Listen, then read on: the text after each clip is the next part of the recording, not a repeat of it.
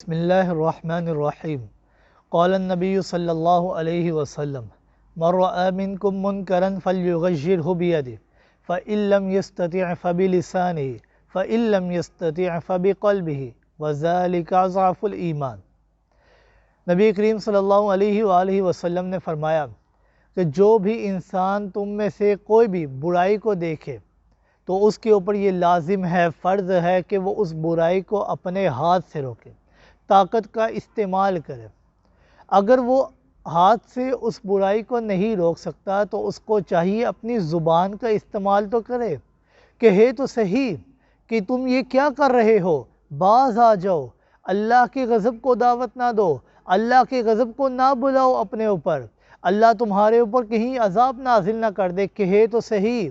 اگر زبانوں کے گدیوں سے کھینچے جانے کا خوف ہو اور ہاتھ استعمال نہ کر سکتے ہو، زبان بھی استعمال نہ کر سکتے ہو، فَبِقَلْبِهِ کم سے کم اپنے دل میں شدید نفرت کا احساس تو پیدا ہو، راتوں کی نیندیں حرام تو ہو، سوچے تو صحیح یہ کیا ہو رہا ہے دین کے ساتھ۔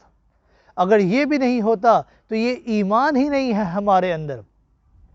سیدنا صدیق اکبر رضی اللہ تعالیٰ عنہ کے دور میں جب مانعین زکوٰۃ کا فتنہ برپا ہوا، سیدنا صدیق اکبر نے فرمایا کہ میں ان کے خلاف جہاد کروں گا، میں ان کے خلاف قتال کروں گا۔ سیدنا عمر فاروق رضی اللہ تعالیٰ عنہ نے فرمایا کہ اے صدیق اکبر رضی اللہ تعالیٰ عنہ، آپ ابھی ان کے خلاف جہاد نہ کریں، قتال نہ کریں، کیونکہ ابھی مسلمانوں کے دل مجروح ہیں، زخمی ہیں نبی کریم کی وفات کی وجہ سے۔ آپ ایک اور محاذ برپا نہ کریں۔ اور اس وقت زکوٰۃ نہ دینے کی صورتحال کیا تھی؟ وہ صورت یہ تھی کہ ہم حکومت وقت کو زکوٰۃ نہیں دیں گے، ہم امراء سے لے کر غرباء کے اندر خود بخود تقسیم کریں گے، حکومت وقت کو زکوٰۃ نہ دیں گے۔ لیکن سیدنا صدیق اکبر نے فرمایا کہ میں ان کے خلاف جہاد کروں گا۔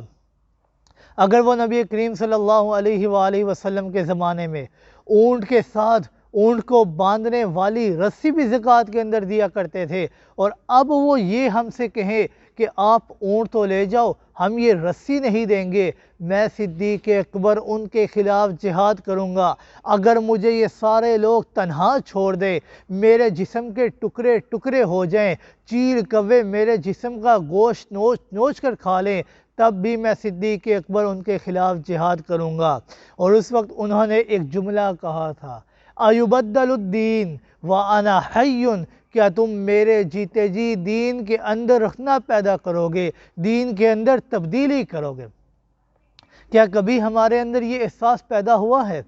کیا کبھی ہم نے یہ بات سوچی ہے کہ ہم اللہ کی نعمتوں سے کھا رہے ہیں، پی رہے ہیں، اللہ کے دیے ہوئے نعمتوں میں سے یہ کپڑے پہن رہے ہیں، چل رہے ہیں، بازاروں میں گھوم رہے ہیں، گھر، عمارتیں، بینک بیلنس، ہر چیز بنا رہے ہیں، اللہ نے تو ہمیں بے شمار نعمتوں سے نوازا ہے۔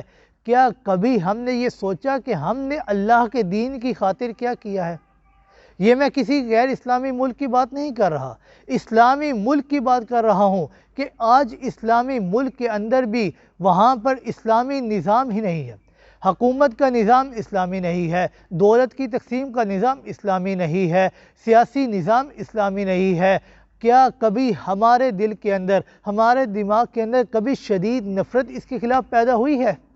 ہماری نیندیں کبھی حرام ہوئی ہیں؟ ہم نے کبھی دین کے بارے میں سوچا ہے کہ دین کس حال میں ہے، دین کا کس طرح مذاق اڑایا جا رہا ہے، دین کا کس طرح استہزاء کیا جا رہا ہے؟ کیا اگر ہمارے دل کے اندر اگر اتنا بھی احساس پیدا نہیں ہوتا تو وَذَلِكَ أَضْعَفُ الْإِيمَانِ، یہ ایمان کا کمزور ترین درجہ ہے، اور اس کے بعد ایمان ہی نہیں ہے۔